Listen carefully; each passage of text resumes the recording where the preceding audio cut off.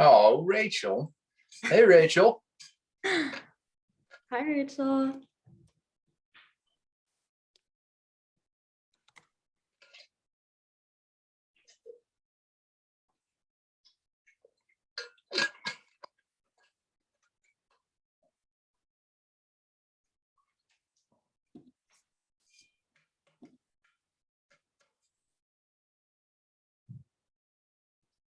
Okay, it looks like Lindsay. numbers slowing down a little bit. So should we go ahead and get started? Cool. Well, hi, everyone. Welcome to tonight's virtual event. I'm Fiona, a brand marketing associate here at Calibrate, and I'm so excited to be joined by our friend Adam Rosante, Calibrate's exercise expert. Adam will be giving a live demo tonight of 4 exercises you can incorporate into your day-to-day and do at home. And we encourage you to participate and create some space to practice these exercises live with us. And you'll need a chair, right, Adam? Yeah, that's it. Just a chair. Just a chair. Okay. What's up, Sean? Adam is integral to our exercise pillar, where he helps chart the path, develop routines, and shares strategies for getting and staying healthy. He also draws on his years as a coach to contribute to many of the motivational aspects of the program. Feel free to drop a question in the chat or the Q&A section at the bottom of this Zoom, and we'll be monitoring the chat throughout the evening and select questions with Adam at the end. So we'll kick off the event by introducing Adam. We want to share his 4-pillar practices here because they're our 4 pillars of metabolic health at Calibrate. Next, we'll share an overview of the Calibrate program and then jump into the exercise pillars specifically at Calibrate. Following that, Adam will give a live demo of 4 exercises you can do at home and incorporate into your day-to-day. Then we will open the floor for any questions. So I will pass it over to Adam.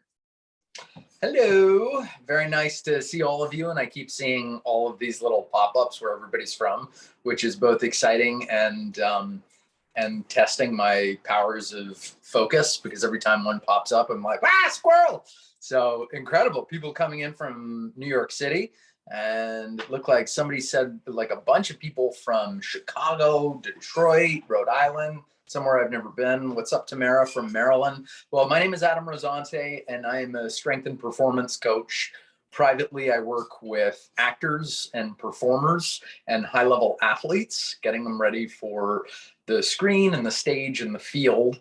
And then publicly, I work with companies like Calibrate and the media to reach as many people as possible. And my philosophy is really, really simple. It's putting the individual first and using science-backed principles to get you healthier, happier, and stronger. And my feeling is that there is really no bad exercise. There's just the right exercise for you at whatever level you're at. So I find that a lot of times people who are just getting started in a fitness routine, oh, that's very kind of you, Bojan. I'm not sure if I pronounced that correctly. But I find quite a lot that people who are just getting started with a fitness routine, they get very discouraged because they'll try something that they read somewhere, or they saw in a video, or they looked at some, social media posts like an Instagram thing, and they're like, I can't do this. I'm just going to bail. It's like, it's hopeless for me. And that's not the case at all. I promise there's an exercise for everyone, no matter what level you're at. You just got to be willing to explore and be a little patient. So my intention for this night is not for this to just be a fire hose at you, but I really want it to be a dialogue. I think this functions best when there are specific questions. I could probably just speak off the cuff and answer 10 without them being asked, but it's so much more impactful. You showed up here tonight. So this is really all about you. I've got 4 exercises that I'm going to walk you through, but the purpose behind them is to really show you that you could take any exercise and scale it for any level. So again, let me just reiterate that I really want you to ask as many questions as you want. Nothing is taboo. I can answer anything you want, from strength and exercise to nutrition and performance. So fire away. You got me for the time of this class. Thanks so much, Adam. And for those of you who may not be familiar, I'm going to give a quick overview of what Calibrate is. Calibrate is the first metabolic health company changing the way the world treats weight with its virtual one-year program that combines doctor-prescribed GLP-1 medication with intensive lifestyle intervention through an app-based curriculum and one-on-one video coaching. That leads to improved metabolic health markers and sustained weight loss. So these are the exercise goals at Calibrate. You and a member of your accountability coaching team will break down these goals into smaller actionable items in your one-on-one sessions, and you'll track your daily progress in the Calibrate app. So making exercise a regular part of the day is a big part of the program. We encourage members to make exercise a consistent habit and part of their daily routine. In order to get 150 minutes of movement each week, many of our members love walking or running each day to meet this goal. And Adam will be sharing some of the health benefits of resistance training, and hopefully you will incorporate some of the resistance exercises he shares in this webinar into your day-to-day. And so we can now move into the exercise demo portion of the event. I hope you all will join in as Adam instructs. And for this part, it might be helpful to pin Adam to your screen, so he's the biggest bubble. And to do that, you can press the 3 dots over his image and then press pin. And I will pass it over to you now, Adam. Hello. So I just have 4 moves. These are body weight moves that you could do anytime, anywhere. Really, all you need is a chair, your own body weight, and a little bit of time. And I love them because they're mainly compound movements. They work a lot of the major muscle groups of your body at the same time, which is great for a number of reasons. The first of which is they're, quote, functional, which is a word that's thrown around a lot. But what I take that to mean, what I like to share that to mean is that there's a function in the exercise that translates to your daily life. It strengthens muscle groups that just help you live a better life. Do something like, the squat that we're about to do. This sounds ridiculous, but sit down and get up off the toilet, sit down and get up out of a chair, things like that. So let's just dive into them, and we could do them together. I'm going to demo them, and then I'm going to put 30 seconds on the clock, and I'm going to take you through what would be one workout. You could do it with me or just watch. Are we recording this and sharing it? What's the intention here? Yeah, so if you don't feel like doing it right now, it's totally cool. If you want to just sit and watch like it's an episode of Modern Family, totally cool. I'm going to grab this chair and just show you here. So for the first move, a chair, again, you could use a bench if you have it, whatever the case may be. This is a squat, but we're going to do something called a regression, which takes a typical move and it just backs it up a little bit, makes it a little bit more accessible for a beginner. This is also great for somebody who's got knee issues. So you're going to set your chair wherever, a little bit of space, and you're going to set your feet. Just sit down on the chair. Set your feet a little bit wider than shoulder width apart. And your toes can be pointing in whatever way is most comfortable for you. Turned out, turned forward, whatever.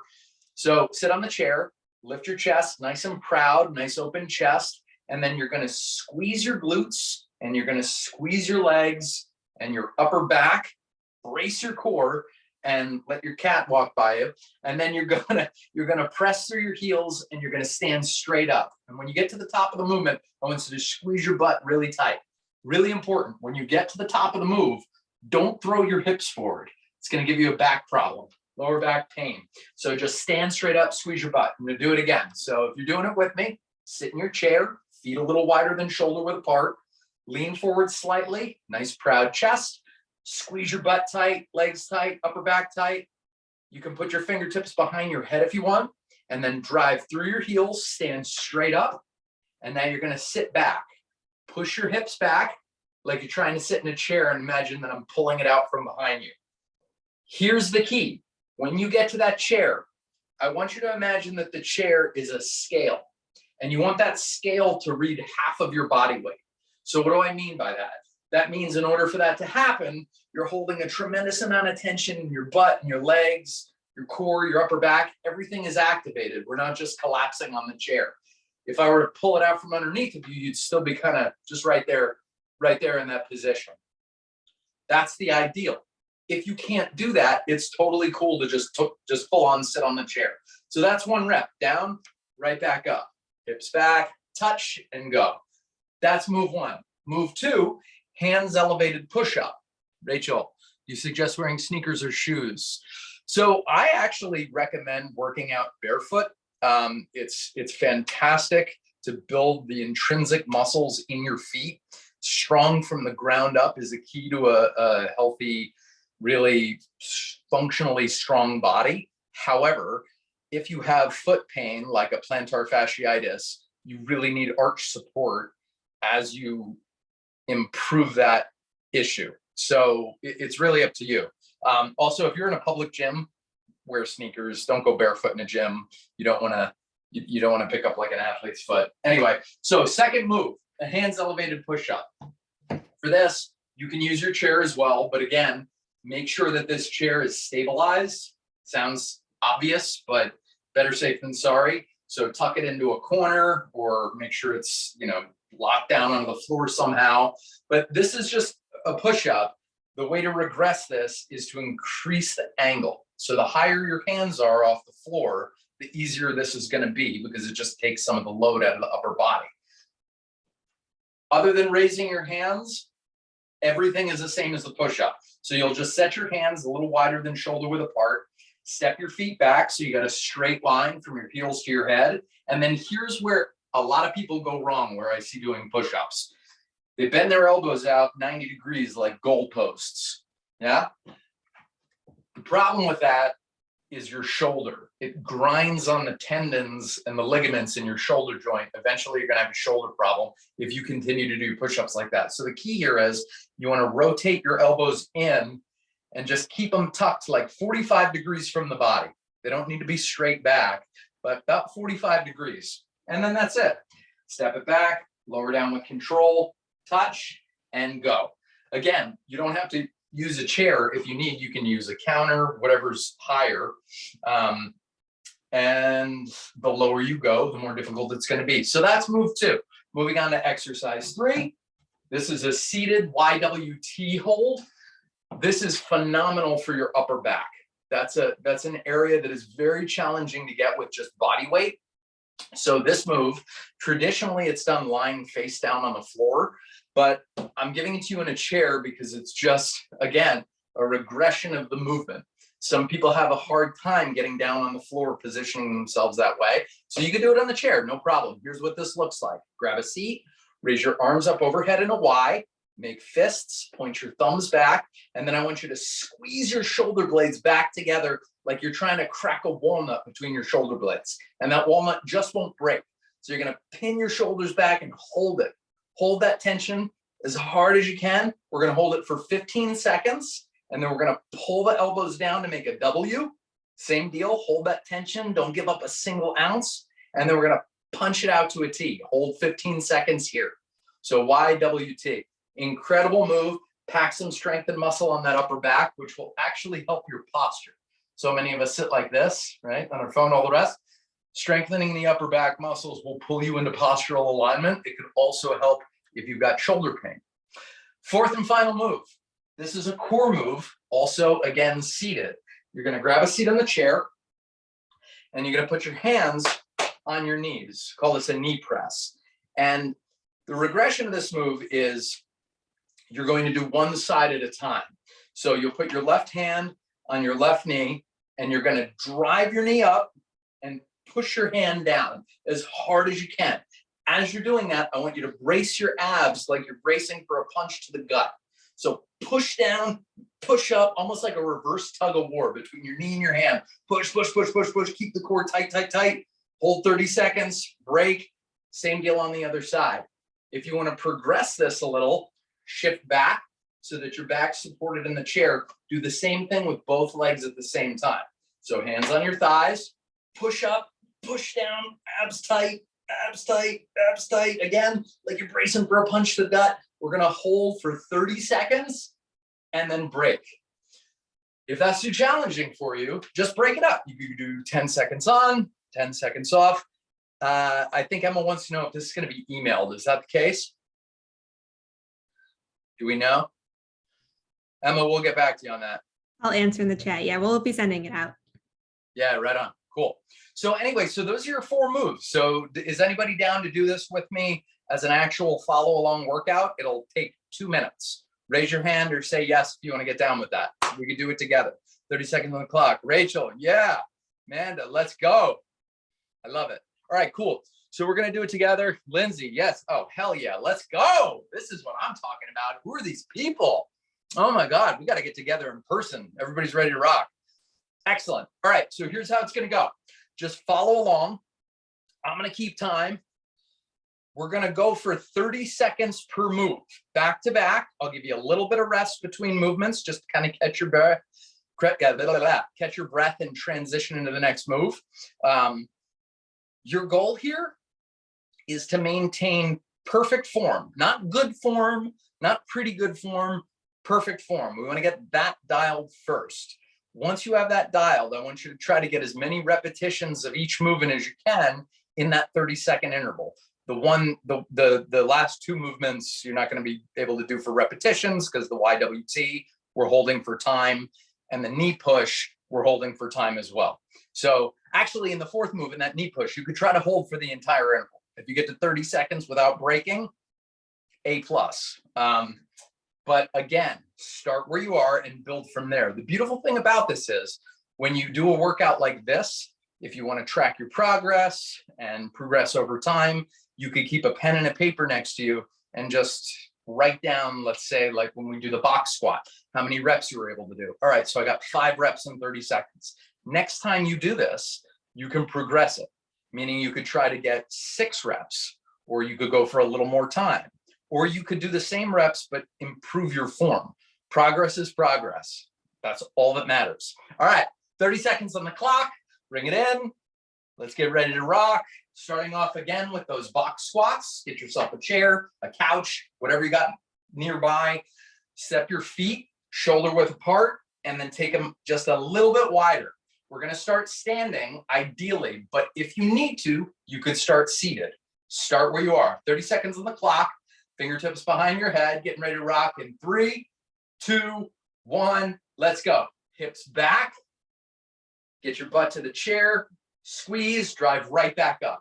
Again, hips back, hips back, hips back, just brushing that seat, drive right back up. So you want to squeeze the glutes, lower with control, touch, and go. Nice, less than 15 seconds to go. Keep those abs tight, keep your chest up, don't let it collapse. Remember, quality over quantity. We got 5 seconds here. Touch and go. All right, I'm going to put on the afterburners. Come on, who's with me? Let's go. 3, 2, 1, break. Excellent. Going to take 10 seconds to transition right into the next move. Hands elevated push-ups. If you're using a chair, I just want to say it again. Please make sure that it's stable. You don't want it sliding out from underneath of you while you're in the middle of your push-ups. All right, 30 seconds on the clock again. Hands just outside shoulder width. Make sure that the elbows flare 45 degrees from the body, not out to the side like goalposts. In 3, 2, 1, let's go. Touch, drive. Draw your shoulder blades down your back like you're trying to slide them down into your back pockets. Squeeze your abs like you're bracing for a punch to the gut. Squeeze your butt and your legs. You never got so many muscles working in a push-up before, did you? That's it. Get them all working. 10 seconds. Lower with control. Drive up. I like to think parachute, rocket ship. Parachute, rocket ship. 5 seconds now. Come on, I'm putting on the afterburners. Stay with me. Stay tight and break. Good. Nice deep breath. Shake it out. Take it on down to the chair. Ywt holds. This is the one move we're not going to do for 30 seconds. We're going to do 45 because we're going to hold each letter for 15 seconds. So raise your arms up overhead into a Y. Once your arms are up, I want you to slide your shoulder blades down. So you're not, hunching your shoulders up to your ears, shoulders down the back, make fists, point your thumbs to the back of the room, and then squeeze your shoulder blades together. That's it. 15 seconds here. Stay with me. In your mind, I want you to visualize a walnut between your shoulder blades. Crack it. Come on. It doesn't want to crack. Make it crack. Squeeze tight. And now pull your elbows down to a W. Hold tight. Shoulders back. Keep the shoulders down. Don't let your shoulders shrug up to your ears. Shoulders down, pin them back. Good. Brace your abs, bring your rib cage down, squeeze tight. Now punch it out to a T. That's it. Keep those shoulder blades back.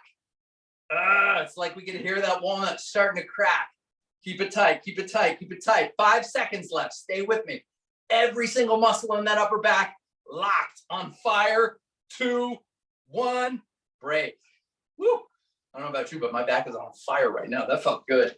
Okay, 10 seconds, and we're gonna bring it home with a knee press. So again, if you need to modify this a little bit, sit on the edge of the chair and just do one leg at a time. But if you want to progress it a little bit, just shift back, put your back on the chair for stability, feet flat on the floor, put your hands on your thighs. You're gonna drive down and drive up as hard as you can. In 3, 2, 1, push. The whole key with this, we're holding this for 30 seconds.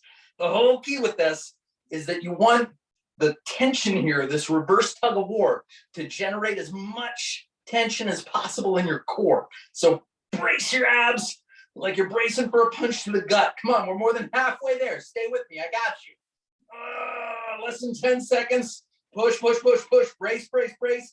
Keep your shoulders down, tight. 4, 3, 2, 1, done. Felt good. Awesome. Open up your chest, reach out to the sides of the room. Drop your right arm, left arm up to the sky, shoulder down. Take your right hand to the right thigh, and now just reach it over to the side.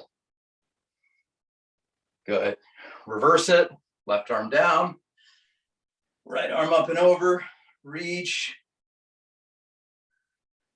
Good. Come back center. Roll your shoulders out. And now I want you to take your hands into a prayer position in front of your chest. Okay, good. From here, I want you to reach your hands straight forward and then take your right hand up and over, eyes on the fingertips. Keep the left fingertips facing forward, and you're going to turn that right arm to the back of the room. Look back at the hand and then reverse it back up and over. Deep breath, inhale. Exhale, relax your shoulders. Same thing on the other side. Left hand up and over, eyes on the fingertips. Inhale. Exhale, look back at that hand. And then take it back up. Center. Raise your hands to the sky. Swan dive them down to the sides. That's all she wrote. So that was a little bit long because I was explaining, but all in all, that was really no more than like 2 minutes if you're going at a regular pace. So how did that feel? Did anybody follow along? Any thoughts? Any questions? Oh, that's great. All good stuff here. Killer. So that concludes the overview for this evening. So we can move into a Q&A. I'll read a few questions from the Q&A now for us to answer. And if we don't get to your question tonight, we'll be following up with a blog post and the recording of this event that should address anything open-ended that we discussed. So one question, if your knees crack, Adam, is there a way that you can modify this exercise? That's a great question. So my question for you, whoever asked that, who asked that? What's the person's name? Mary. Hey, Mary. Very important question. If your knees are cracking, is there pain with that? Does it hurt when your knees crack, or is it just a sound? Because if it's just sound, there's nothing wrong with that. Cracking joints are totally normal, completely and totally normal. And if we have just a quick second here, I'll explain to you what that is. When your joint cracks, did you hear that? There's another one. When your joint opens, there's gas in between your joints that escapes when the joint capsule opens, and it just makes that popping sound. Totally normal. It'll happen when you squat. Like my knees sound like popcorn when I squat, have since I was little. There's nothing wrong with it. As long as there's no pain associated with it, you're totally fine. If there is pain associated with it, that's really not a question that I can answer in a blanket scattershot, because it could be any number of things. So my guess is there's probably not pain associated, But if there is, I want you to fire off some more details to our friends here at Calibrate, and I'll circle back and I'll answer you directly offline here. Okay. Second question, how do you breathe through these exercises? Some people find themselves holding their breath. Oh, that's a great question as well. So these are body weight exercises. When you're working with body weight, or when you're working in a, like, let's say you're working with weights, if you're in a rep range anywhere from like, I don't know, 8 to 12 plus reps, you can just breathe through the range of motion. So let's take the squat, for example. You can just inhale on the way down, exhale on the way up. Did you just hear that? My knee just cracked. So inhale on the way down, exhale on the way up. And it's a pretty good strategy, if you can, to sync the breath with the movement. So whatever the lowering phase of that movement is, inhale on the way down and then exhale on the way up. On the push-up, what would that look like? Inhale on the way down, exhale on the way up. When you start to get into lifting heavy weights, there's a very different answer for that. But for our intents and purposes, syncing the breath with the movement is a great ideal. I think we probably only have time for like one more question, but how often should people try to do this, and how many reps of each exercise would you recommend? So the real answer to that is it depends. What else are you doing during the week? If the answer to that is nothing but this, I would say do it 3 to 4 times a week on non-consecutive days, meaning do it like Monday, Wednesday, Friday, Sunday, and then Tuesday, Thursday, et cetera, et cetera. And I would work for intervals of time instead of repetitions, because it's just really simple. It's very easy to track your progress. Let's say I tell you to do 12 reps and you get to the hand elevated push-ups and you can only do 3. Well, what are you supposed to do then, right?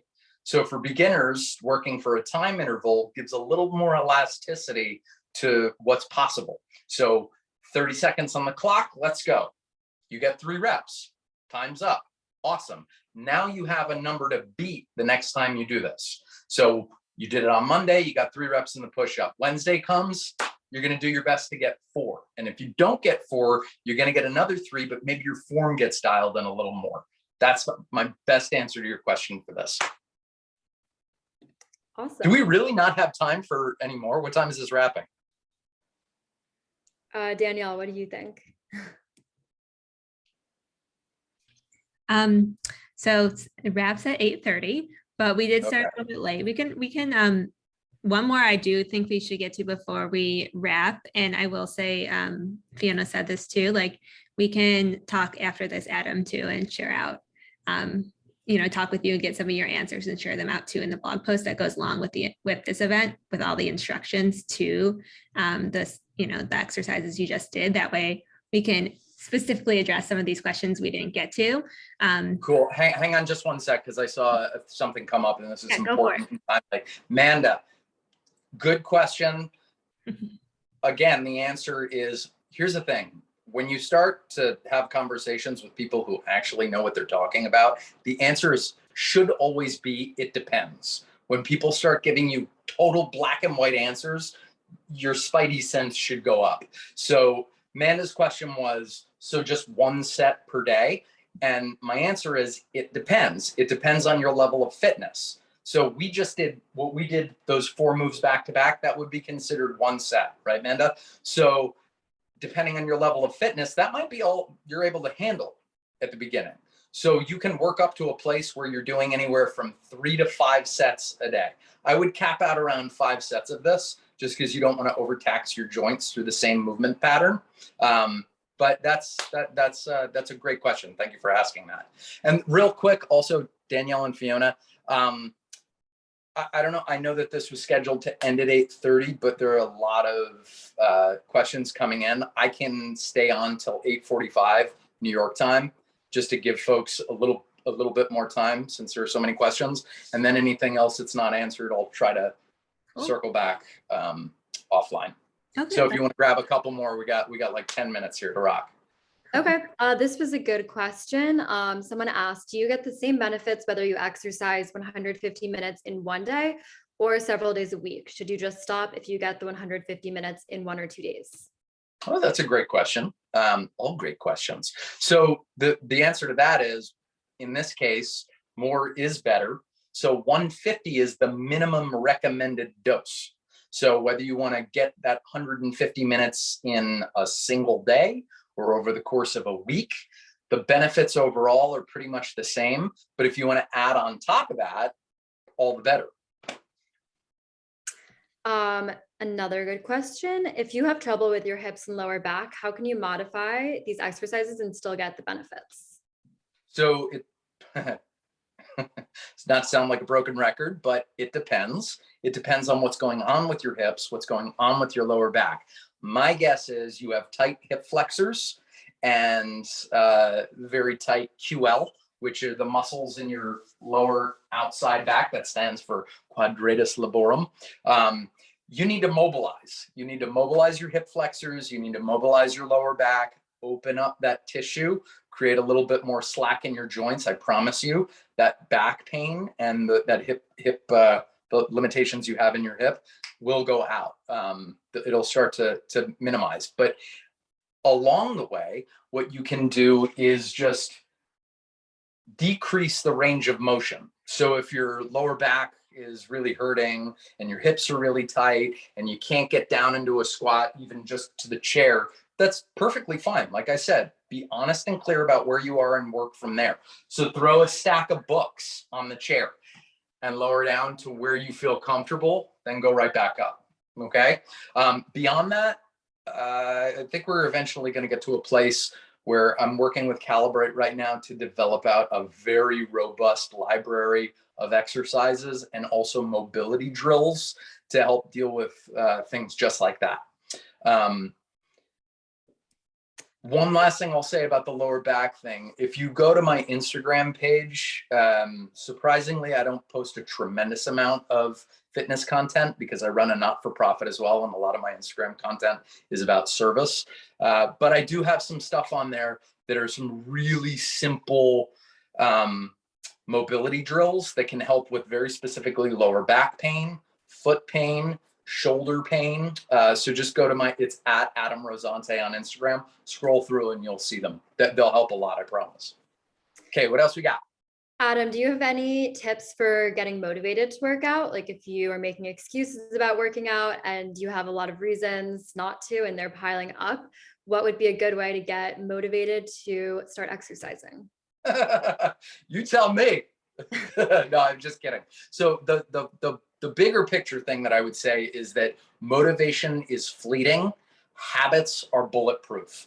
Like I could give you the world's greatest hype speech. Let's go. And we're just going to crush this workout. And then tomorrow some stuff happens and you're like, man, I don't feel like it. Right. But the power of habit is very hard to beat.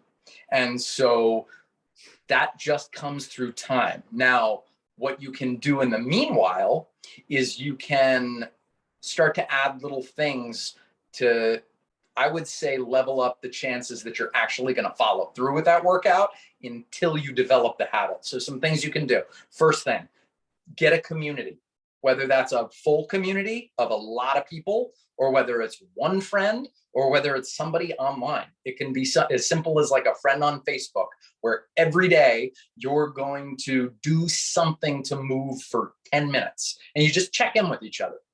Awesome if you could do it together, but you could be accountability partners over text. So 1, get an accountability partner. 2, get really clear on your reason for doing this, right? It has to be more than just aesthetics. That's totally fine. And anybody who tells you that they don't work out to look good is probably lying.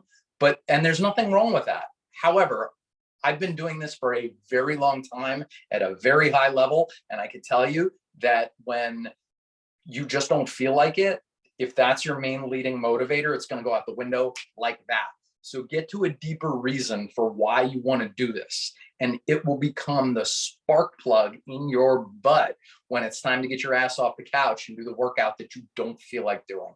So there are just 2 for you. But really, the main point that you have to understand is that motivation is fleeting. Habits are bulletproof.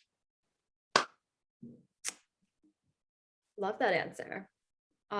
Is strength training or cardio better for you? Oh, let's go. Strength training. If fitness were a corporation, strength training is the CEO. So I could go on for days about this, but I'll tell you the most important factor. If your goal is weight loss, strength training is the most overlooked factor in weight loss and the most effective. And I'll tell you why. So muscle is fair enough, Sheila. As I was saying, spark plug in your butt, I was like, well, maybe that's not the best metaphor. So strength training is the CEO because muscle is metabolically active. And what that means is it requires more energy of your body to maintain muscle than fat. So the more muscle you have, the more calories your body is going to burn while it's at rest. So while you're just kind of hanging out, kicking around the house, even sitting on the couch watching TV, your body will burn a higher number of calories throughout the day just because you have more muscle. And that is never going to come from cardio. It comes from strength training. Is working out 7 days a week too much? Do you need a recovery day? And do you think HIIT workouts offer more benefits? The people will probably give you different answers for this, but my answer is wait for it. Wait for it. It depends. It depends on what you're doing. If you're just walking and doing some really like light exercise, truthfully, what we just did. Now, I caveat that with the fact that if you're just starting, that might have felt pretty diesel. That might have felt really intense. And do not let that take away from your experience, right? Because someone else was like, oh, that was easy. And you're like, Jesus, I can barely get off the floor now. That's real for you. So if that's your reality, then 7 days a week of that is too much. You absolutely need recovery. The most important thing for you to understand is that results do not come in a workout. When you work out, you are very literally tearing down your muscle tissue, but that's a good thing. It's a good stress. When you lift weights, when you do body weight resistance training, you are creating tears in your muscle tissue. And what happens, this is the like sort of really simple science of it, you're creating these micro tears in your muscle tissue through the movements. In the periods of rest and recovery, your body repairs the tissue. Your body is genius. It repairs the tissue because it is anticipating that happening again. And so it fortifies your muscles and your connective tissues, strengthens your bones to say like, hey, this might happen again. I need to be stronger and more fortified for when it does. It would be like if you walked down an alley and, got attacked.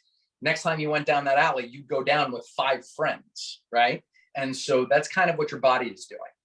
And so your body is bringing 5 friends to the party. And it's like, oh, I know what this is all about. Cool, I'm a little stronger now. So you start to add a little bit more of a challenge, whether it's more reps or some weight, whatever the case is. And your body then always gets stronger. So I hope that makes sense. But that will never happen if you're not recovering properly.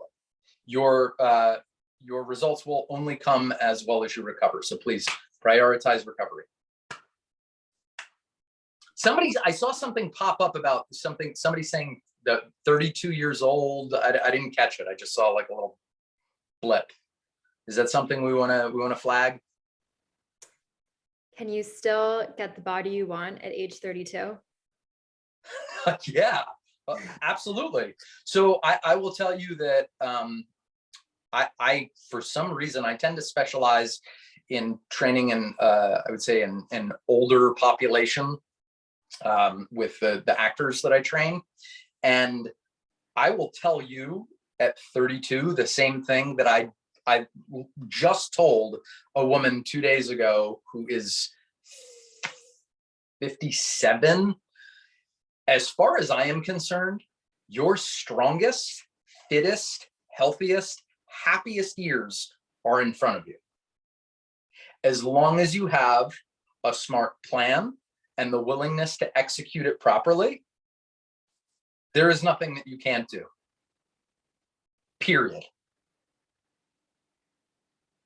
Somebody get Like that is probably one of my highest passion points. So my 32-year-old friend, the short answer, too late, is yes.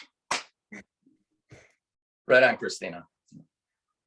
Cool. What else we got? We got a couple minutes, I think. Love that. We got like 2 minutes left.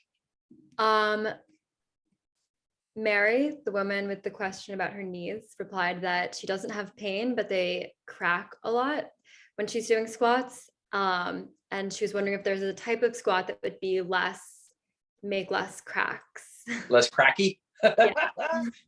Well, maybe. Again, I just want to draw your attention back to what I first said. There's no, I know it's kind of weird and it's like, oh, Jesus, it sounds kind of gnarly. I have one client, it sounds like stovetop popcorn is like coming to its peak when she squats. There's no pain. She's a professional skier. It's just her joints and her body. It's purely safe, perfectly fine.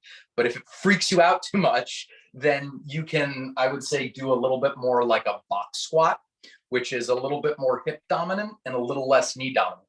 So a traditional squat really overloads your quads. So I'll just do one here for you, body weight, right? We're like here, come down, my right knee just popped, stand right back up, okay? This typical squat, right now, my legs, my glutes, quads, and hamstrings are all working, but my quads are the primary mover here. Now, if you want to tweak that a little bit, you're gonna need a chair or a box for this. And you're going to do what we did in the demo, but I just want to draw a little bit more attention to it. Start seated. Bring your legs a little bit further forward in front of you. Put your fingertips behind your head just to force your chest into an upright position. Lean forward a little bit, and then I want you to squeeze your glutes hard. And instead of thinking of standing up, I want you to think of driving your hips forward. So squeeze your butt tight, lean forward, and then drive your hips forward to stand. And then butt back. Think like you're trying to close a door with your butt behind you. Touch the chair and then snap your hips forward. Again, don't drive them forward like this. You'll hyperextend your lower back, create some pain. Just stand straight up and squeeze your butt. And that'll make your glutes the primary mover. Take your quads out of it so much and probably reduce that knee crack a little. So give that a try. Circle back with us another day. Let us know if it worked for you.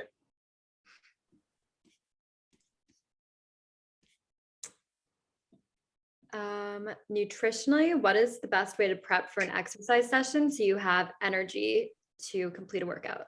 So I want to be really mindful of the time for everyone here, especially for Fiona and Danielle, who aren't like, let's just go all night. So I think we should probably wrap it down. But any questions that are still lingering, ping them over to my way and I'll do my best to answer them offline, send them back, and maybe you could fire them off to anybody who asked. Thanks so much, Adam. And thank you everyone for joining. This is great. Yeah, thank you all so much. I really appreciate you taking the time to come here. It just means the world. It means that you're prioritizing your health and happiness, and you being healthier and happier makes you just a greater person for us to have in this world. So I really appreciate you and hope we get to work together in the Calibrate family. Yeah, and follow Adam on Instagram and at Join Calibrate for more tips and exercises like this. Right on. Bye, guys. All right. Bye.